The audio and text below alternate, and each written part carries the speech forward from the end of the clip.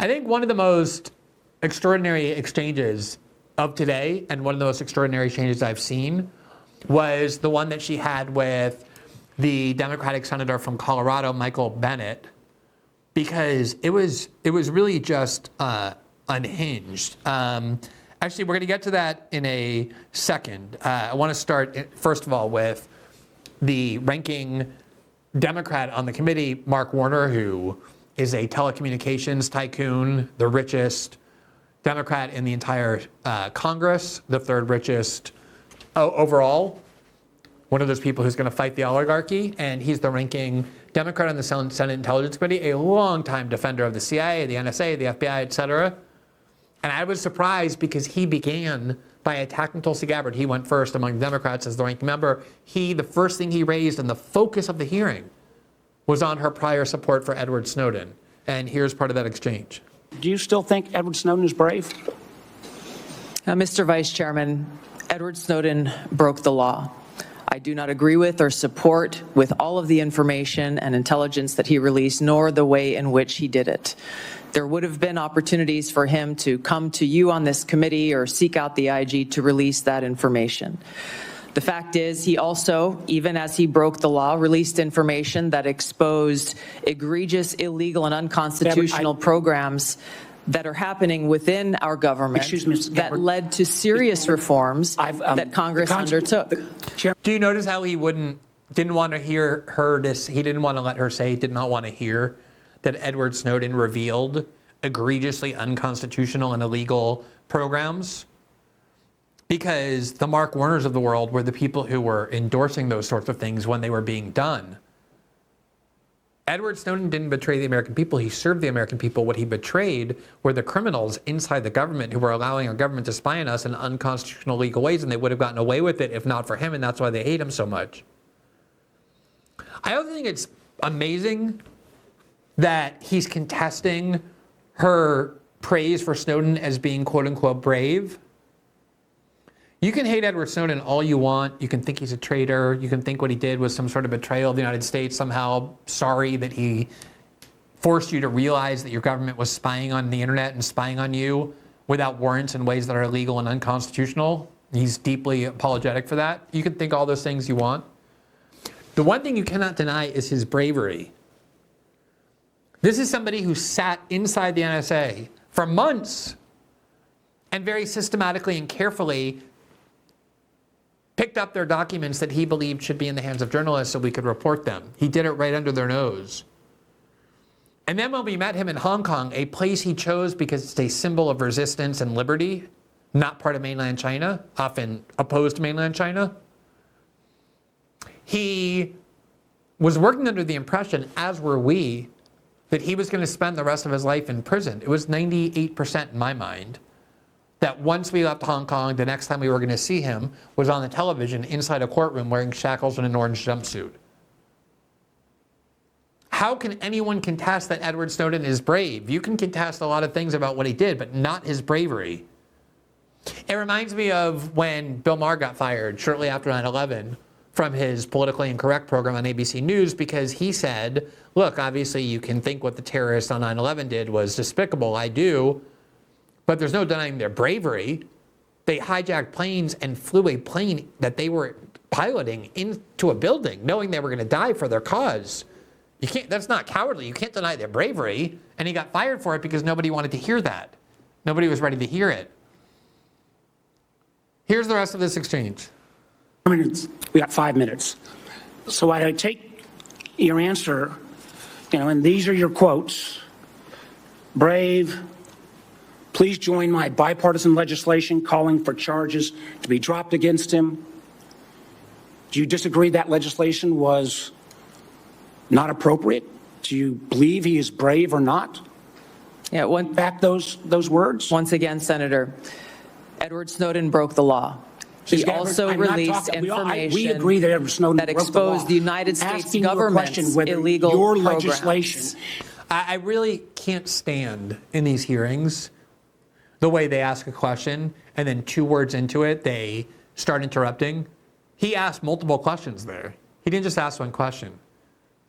And so she was trying to explain what her view was, which is presumably what he was asking for And he just cut her off, and it happened over and over and over today. And your words are still your beliefs. Yes or no, please. I'm making myself very clear. Edward Snowden broke the law. He released information about the United States government's illegal activities. Ma'am, If I may just finish my thoughts, Senator.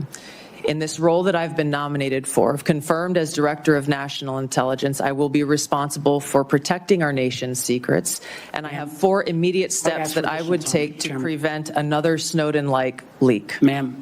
And she basically went on to say the reason we got the Snowden leak was because our government, the CIA, the NSA, the FBI, were doing things they weren't supposed to be doing. We're engaged in illegal spying on the American people, and then James Clapper went before the Senate and when asked about it, falsely denied that the NSA was doing it. And that was the ultimate last straw that broke the camel's back that made Snowden determined to go and do this. That was March of 2013. He contacted me in December of 2012, and we were meeting with him by the very beginning of June, the end of May, beginning of June in Hong Kong, and that was the precipitating event. And what she's saying is, look, if I'm the DNI, I'm going to make sure we don't break the law, we don't lie to the American public, we don't violate the Constitution, and therefore we won't need any more of these types of leaks. All right, let's continue with this next video. And by the way, just to underscore the point, and I know most people who watch this show already know it, but just to be absolutely clear, here from The Guardian in September of 2020, the NSA surveillance exposed by Edward Snowden was illegal. The court rules 7 years on. The spying program that the NSA was doing to spy on American citizens without warrants was illegal. It was a violation of the Constitution, and it was being done in secret. The only reason we know about it is because he had the courage to sacrifice his liberty to come forward and make us aware of it. And he knew that if he had gone to this committee, the first call they would have made was to the FBI. The only way he could have blown the whistle on this was by doing what he did. And I just want to, I'm going to let you see this next clip, because this is really, for me, the crux of what actually happened, which is this exchange that Tulsi Gabbard had with Michael Bennett of Colorado, because he became incredibly unhinged during the course of this exchange, and he became very shrill, very upset. And he, to me, is the kind of living, breathing representation of what the Washington establishment is, of the reason why it's so hated, the reason why it's so destructive. It all became so manifest, so viscerally apparent in how he was speaking to her and the things that he was saying. So let's take the time to look at this exchange. Mr. Chairman, I would like to repeat my colleague's question to you. Thank you for being here. To answer these questions and for your service. Was Edward Snowden a traitor to the United States of America? Senator, I will also repeat my answer. He broke the law. You said earlier that you were offended by a question that my colleague from Kansas asked, which I think was his duty as somebody on this committee to fulfill his responsibility to advise and consent. We are not here to be a rubber stamp for the President of the United States. So let me ask you again, do you believe, as the chairman of this committee believes, as the vast majority of members of our intelligence agencies believe, that Edward Snowden was a traitor to the United States of America? Senator, if confirmed as Director of National Intelligence, I will work with you to make sure that there is not another Snowden-like leak. Media, it's not a moment to propagate theories, conspiracy theories, or attacks on journalism in the United States. This is when you need to answer the questions of the people whose votes you're asking for to be confirmed as the chief intelligence officer of this nation. As my colleague said, this is not about you. It's about the people that serve the intelligence agencies of the United States. Is Edward Snowden a traitor to the United States of America? That is not a hard question to answer when the stakes are this high. Senator, as someone who has Your served answer, in yes uniform, or no, is Edward Snowden a traitor to the United States of America? as someone who has I'll go on worn to our my uniform questions. in combat, I understand how critical our national security Apparently is. you don't. Apparently you don't. Let me ask you. I've worked very hard to. So let me just stop here and say this on this question of, I demand that you denounce Edward Snowden as a traitor. It's not enough for you to say he broke the law, that you don't agree with certain things that he did. You have to say he's a traitor. First of all, Tulsi Gabbard and Edward Snowden both did the same thing after 9/11, while the people on this committee and those like them were voting for the United States to go and invade in Afghanistan and voting for the United States to go and invade Iraq and bomb multiple countries all over the world. Tulsi Gabbard and Edward Snowden both answered that call. They both went to enlist in the military and volunteer to go fight in those wars because they believed their government when they said they were necessary to protect the United States. They went to risk their lives in defense of the United States. Tulsi Gabbard has been in the military ever since. She continues to be a lieutenant colonel in the reserves. She has access to all kinds of classified information and always has, and her background check is completely clean as a whistle. She's never once gotten near any kind of breach of classified information. Edward Snowden went to defend his country. He then ended up in the CIA because he broke both of his legs in basic training and couldn't deploy. He went to work for the CIA overseas. He went to work for the NSA, and it was only then did he discover the truth of what our government was actually doing to American citizens. The whole point of the U.S. security state, the central taboo on which it was constructed, is that the powers of the U.S. security state were never supposed to be directed inward and used against the American people. They were only supposed to be directed outward. In fact, it was Frank Church, the liberal senator from Idaho, who oversaw the Church Committee in the 1970s that investigated these abuses, who said they have already developed such a potent technological means of surveillance that if it were ever directed inward, it would be turnkey tyranny, as he described it. We would have, quote, no place to hide. That became the title of my 2014 book that I wrote about my work with Edward Snowden. That was what he was saying, that the surveillance already in the 1970s was so sophisticated that if they ever turned it inward on the American people, you couldn't evade it. You couldn't escape it. There'd be no place to hide. And after 9/11, people like Edward Snowden and many others who were inside the government discovered the government was doing exactly that. And he came forth to alert the American people to the fact that that was taking place. Now, maybe you don't agree with everything Snowden did. Maybe you think he should have done this or that. But the question of whether someone is a traitor to the country requires an intent to harm the country and to benefit America's enemies.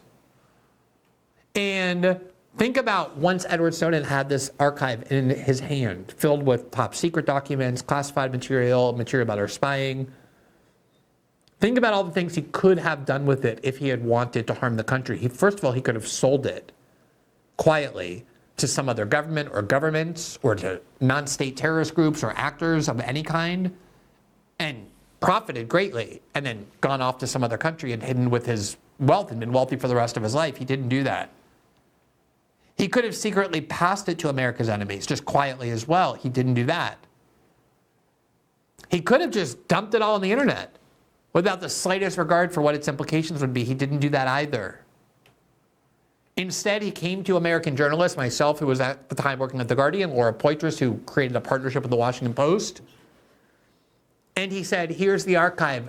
The people who are going to make the decision about what gets released and what doesn't is not myself, it's you.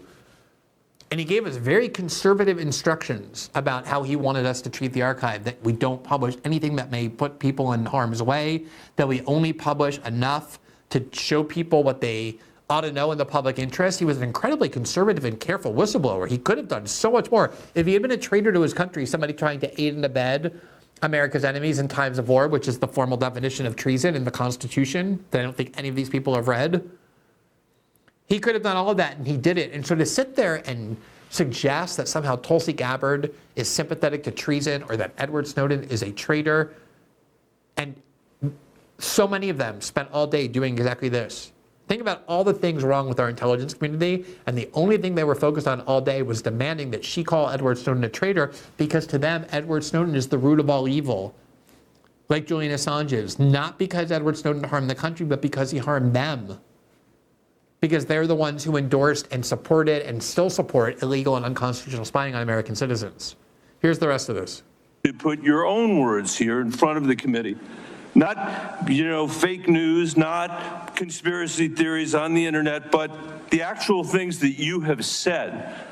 On February 23rd, 2022, at the very moment that Russian tanks were rolling across the peaceful border of Ukraine for the first time, you tweeted at 11:30 p.m. your time, "This war and suffering could have easily been avoided if Biden administration / NATO had simply acknowledged Russia's legitimate security concerns regarding Ukraine's becoming a member of NATO."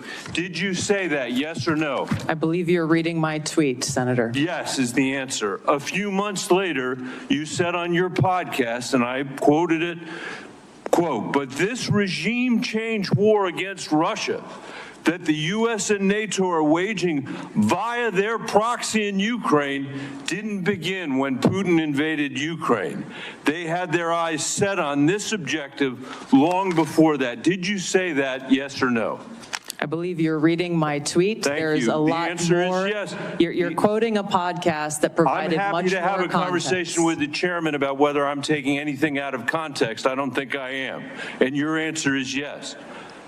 Are you aware that your comments about proxy wars and Russia's legitimate security concerns, to quote your own words, are in alignment with what the Russians have said to justify their invasion of Ukraine? Yes or Senator, no? I don't pay attention to Russian So I'll propaganda. take My that as goal is to I'll speak take the that as truth, the answer is no. regardless of whether Thank you like it or not. I'll take it. That's fine. You said you are used to speaking truth to power. Yes. I'm shocked to hear you now say that you are agreeing. I'm not shocked because I know you said it. You are agreeing that you basically said that Putin was justified in rolling over the peaceful border of Ukraine, the first time since World War II that a free nation had been invaded by a totalitarian state. And you were there at 11:30 p.m. that night to say that you were with them, not us. And let me tell you something. You say... Now, this is what sickens me right here. This is such an important exchange. First of all, pretty much everybody on this committee agrees on all these issues. It's pure groupthink. They're just drowning in nationalistic propaganda. They always think the United States is noble, that all our wars are great. He said to her, "You were with them, not with us." Why? Why was she on the other side, a traitor to her country that she served in uniform for now 20 plus years, and he hasn't? Why? Because she pointed out something that has been pointed out in Washington at the highest levels of government for many years, which is that NATO expansion up to the Ukrainian border is regarded by everyone in Moscow, not just Vladimir Putin, but all of his most liberal opponents, as an existential threat to Russian security. Just this week, the Estonian foreign affairs minister of the EU gave an interview, and she was talking about how important it is to go into Russia and change the government and smash it and turn it into little pieces, little countries, so that it's no longer threatening to the West. Everybody in Washington knows that if you expand NATO up to the Ukrainian border, the Russians are going to consider that to be a grave and even existential threat to their security. So if you point out, not that Vladimir Putin was justified in invading Russia, but that maybe things that we did were misguided because we were provoking them and creating an environment where they felt threatened, something that Washington has been describing in memos for ages. In other words, if you critique your own government, now you're on the other side. And if your critique of your government happens to align with some other country, it means you're a propagandist for that other country. By that rationale, people who are opposed to the invasion of Iraq, and we're criticizing the U.S. government for invading Iraq, must have been Iraqi propagandists or Saddam Hussein propagandists. Do you see the idiocy of this mentality? But this is fundamental to Washington discourse.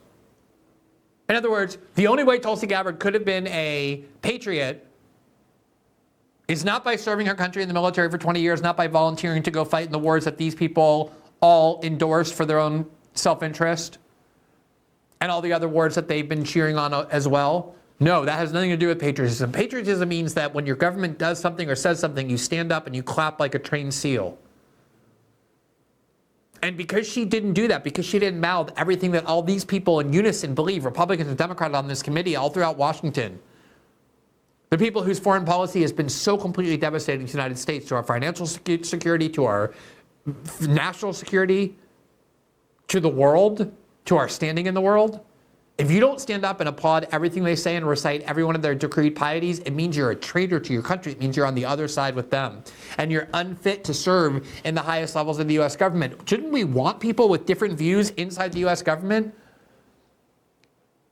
advising the president based on different perspectives of our foreign policy? But they don't want that. There's homogeneity that's required, and you cannot criticize the U.S. government or its war policies based on this bipartisan rot if you want to be considered to be a position of Director of National Intelligence or something like it. And this is what you're hearing here. Let's listen to the rest. You don't know because you don't read Russian propaganda. Russian state TV then aired your comments. Did you know that? Senator, I think you should also quote the statement that I made criticizing Putin for his invasion of Ukraine. What I would say, Mr. Chairman, with the last, it's up to all of us. We're the Senate. We get to decide whether we're going to confirm this nominee. Obviously, we didn't select this nominee. But can't we do better than somebody who doesn't believe in 702? Can't we believe that somebody who can't answer whether Snowden was a traitor 5 times today, who made excuses for Vladimir Putin's invasion of Ukraine, the first time that I'm aware of any American official has done that? I'm questioning her judgment. That's the issue that's at stake here. And as you said, and I totally agree, this is about our intelligence officers. And you cannot answer. Most of what we do here is in secret. This is one of the very few opportunities that you will ever have to have a conversation with this panel in public.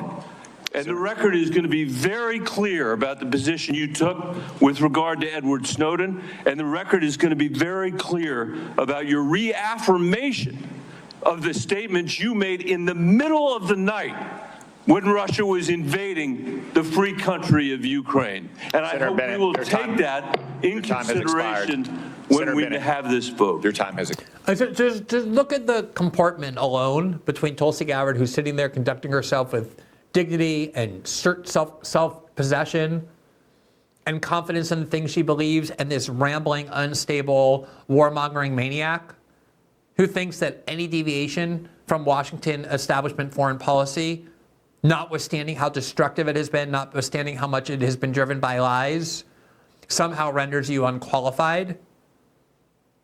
And again, he's speaking for most of the people on this committee, Republican or Democrat. Even though these people were the ones who were just rejected in this election, even though these people are the ones that have caused Americans to hate their own government and hate Washington, and keep sending people there who promise to destroy it. It's why Obama got elected. It's why Bernie almost got elected. It's why Trump got twice elected. To go to Washington and burn it to the ground. These people continue to believe with such pomposity that they are the guardians of all things noble and that nobody should question or challenge anything they do. All right. We all know how manipulative mainstream media can be. I feel very comfortable saying that. Often they only show us one side of the story. That's why I started my show. I really believe in freedom of speech, as you know, and having candid conversations about what's really going on in the world. Luckily, there's an app and a website that believes in that too. Ground News also prioritizes free speech over controlling the narrative. For every story, you can find all of the articles reporting on it worldwide with context, like if a news source has any political bias, how credible they are, and if any major corporation is influencing their reporting. All you have to do, that I have to do, is swipe through coverage with tags indicating if the narrative is being controlled by liberal corporations or conservative voices or independent voices. And from there, I can decide myself, for example, if Trump's new so-called External Revenue Service is actually an imperialistic or absurd proposal like the Huffington Post is claiming, or whether it's a fair trade initiative like the conservative post-millennial described it. If I had just read one of those sources, I'd almost certainly have a warped perception of what's going on. But thankfully, Ground News lets me see both of these headlines side by side so I can decide what's accurate for myself. Ground News even created a dedicated feed called Blind Spot that exposes stories that either side of the political spectrum isn't reporting on, making it possible to spot stories the people in charge don't want you to see. Ground News is bringing back transparency in the news and civil discourse right from your phone or computer. Best of all, they're independent and subscriber supported, and they're offering my viewers 40% off the same Vantage plan that I use to get unlimited access to all of their features this month. So go to ground.news/GG or scan the QR code to check them out. That's ground.news/GG for 40% off. If you like this show, I am certain you will love that platform. Thanks for watching this clip from System Update, our live show that airs every Monday through Friday at 7 p.m. Eastern exclusively on Rumble. You can catch the full nightly shows live or view the backlog of episodes for free on our Rumble page. You can also find full episodes the morning after they air across all major podcasting platforms, including Spotify and Apple. All the information you need is linked below. We hope to see you there.